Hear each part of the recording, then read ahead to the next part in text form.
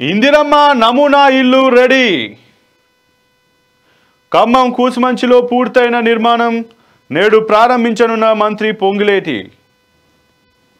ఇక రాష్ట్రంలో మొట్టమొదటి ఇందిరమ్మ నమూనా ఇల్లు అయితే సిద్ధమైంది. ఖమ్మం జిల్లా కూసుమంచిలో నిర్మితమైన ఈ ఇంటిని గృహ నిర్మాణం రెవెన్యూ శాఖ మంత్రి పొంగులేటి శ్రీనివాసరెడ్డి అయితే సోమవారం ఉదయం 7 గంటలకు లాంఛంగా అంటే ఈరోజు ఉదయం 7 గంటలకు ఆల్రెడీ ప్రారంభించనున్నారు. ఇక కాంగ్రెస్ ప్రభుత్వం అధికారంలోకి రాగానే అర్హులైన ప్రతి ఒక్కరికి ఇందిరమ్మ ఇల్లు ఇస్తామని హామీ ఇచ్చింది. ఈ క్రమంలో అర్హులను సర్వే ద్వారా గుర్తిస్తున్న ప్రభుత్వం 5 లక్షల వ్యయంతో ఇందిరమ్మ మోడల్ హౌస్ని ఎలా నిర్మించాలనేది ఆ నిర్మాణం కూడా పూర్తయినట్టుగా తెలుస్తుంది.